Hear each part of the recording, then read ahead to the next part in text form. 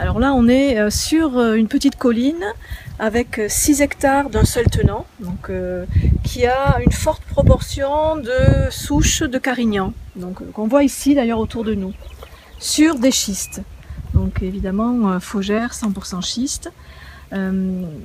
Proche du Mazet qui est derrière nous, on a cette petite terrasse de murets de pierre sèche qui a été mise en place par Claude Froidevaux de l'association Pierre Sèche.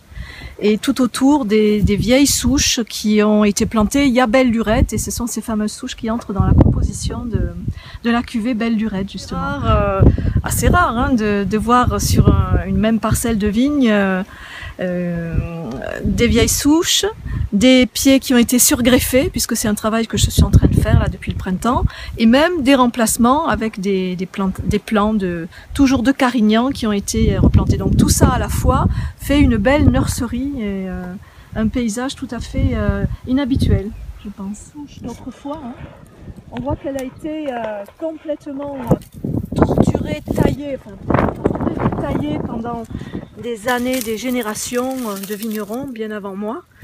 Donc c'est ça aussi, toute cette histoire qui transparaît dans les pieds de vigne et qui m'interpelle à chaque fois. C'est-à-dire qu'à partir de la souche mère, hein, du porte-greffe, on a pu faire un surgreffage comme on le fait sur un poirier ou un pommier, avec un greffon qui vient d'une sélection massale d'ici, de ces carignans. Il faut savoir que la vigne est constituée d'un porte-greffe américain, et qu'ensuite le pépiniériste lui-même a greffé le cépage ad hoc, le cépage nécessaire. Donc il y a déjà un surgreffage ou un greffé soudé de fait. Et donc moi j'ai repris cette technique pour sauver la racine qui est très profonde. Donc si je peux encore pendant quelques années profiter de ce plan de vigne qui est là inséré depuis si longtemps, c'est parfait. En fait, je réfléchis pied par pied et non pas comme certains grands domaines pour y réfléchir à la parcelle. Moi, c'est vraiment au pied, au cas par cas. Et j'essaye, en tout cas ici, de garder le maximum de souches avec ces racines très très profondes qui permettent de faire un vin avec des saveurs si juteuses qu'on trouve dans Belle Lurette. Ce chai qui disparaît pratiquement dans la montagne.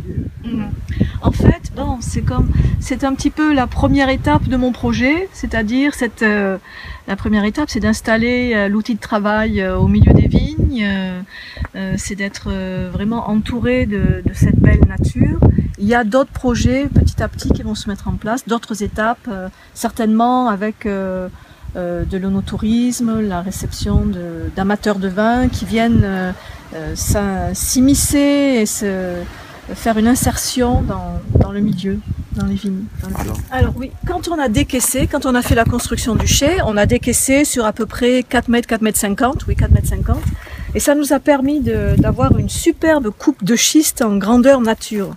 Au-dessus, il y avait des pieds de carignan que j'ai enlevés pour la construction, et donc on a pu voir ces feuillets de schiste, et puis les racines qui sont encore là, donc ils se sont infiltrés dans les feuillets de schiste sur plusieurs dizaines de mètres, hein, certainement, parce qu'on peut imaginer que s'ils sont de cette épaisseur là, ça veut dire que plus bas, ils existent encore.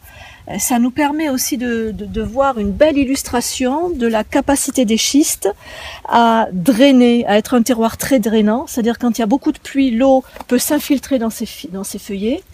Et puis, quand il fait trop sec, les racines vont aller chercher l'eau très profonde. Donc, pour moi, c'est vraiment la preuve de la qualité de ce terroir que l'on a ici à Faugères, la régularité dans l'alimentation hydrique du vignoble. C'est ça que je suis venue chercher ici. Voilà. Là, ici, donc, la parcelle de Grenache qui sert à la fabrication, à l'élaboration d'Hexarena. C'est une parcelle qui est au milieu, enserrée dans des pins, des genêts, des chênes. Historiquement, c'est par cette parcelle que j'ai commencé ma première cuvée. On est sur un terroir tellement extraordinaire, tellement qualitatif, tout à fait inconnu. Bon, il y a 5 km² à peu près de ce terroir-là, sédimentaire très profond, sable et villafranchien. Et ce terroir donne énormément de finesse aux grenaches qui sont dessus. Ce qui caractérise les vins qui sont issus de cette parcelle, c'est qu'on a des grenaches avec beaucoup de finesse, beaucoup d'élégance. Alors la particularité géologique. Du temps où la Méditerranée a envahi le Languedoc, là il y a eu certainement une fosse qui s'est comblée avec des sédiments marins, avec aussi des petits, on les voit bien là, des petits éboulis, sans doute éboulis des Cévennes, qui ont été ramenés par le Rhône à une époque. Voilà. Donc c'est quelque chose, c'est pas seulement sableux, c'est un terroir très filtrant qui permet là aussi d'avoir une très bonne régularité dans l'alimentation hydrique, ce qui en fait de nouveau son caractère qualitatif. Là, ça c'est du Mourvèdre. C'est du Mourvèdre. C'est le Mourvèdre qui rentre dans Aix-Arena. Alors, le Mourvèdre qui va entrer dans l'assemblage d'Aix-Arena.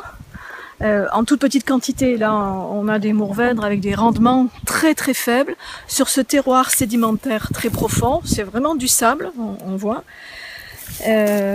Donc il entre à 15% dans l'assemblage d'Aix-Arena. Pour moi le Mourvèdre c'est vraiment le cépage cathédrale, le cépage roi du Languedoc. C'est un cépage qui a des caractéristiques aromatiques tout à fait spécifiques. On est sur des arômes de figues, de dattes, et puis ces épices douces. Et puis en plus c'est un cépage qui est vraiment destiné à faire des vins de grande garde, des grands vins de garde. Il a vraiment pas son pareil pour quand il va évoluer au bout de plusieurs années, avoir des arômes de sous-bois, et ça peut aller jusqu'à des arômes de cuir, de beau cuir de céleri.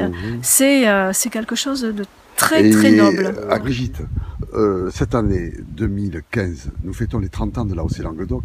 Toi, la Bordelaise qui s'est installée en 2008 chez nous, qu'est-ce que tu peux nous dire sur cette année? J'attendais que le Languedoc m'accompagne dans mes désirs de création, et je pense qu'effectivement le Languedoc est là, est en train d'exploser. On assiste vraiment depuis très peu de temps à une vraie explosion. Bon, les terroirs sont là depuis toujours, c'est des terroirs magnifiques, magiques, des paysages sublimes, des complexités apportées par ces cépages différents, ces cépages qu'on a vraiment autochtones de la région, pour ne citer que le Carignan par exemple, que le Languedoc est vraiment un des pays de cocagne dans le paysage viticole. Moi j'en suis tout à fait persuadée en tout cas.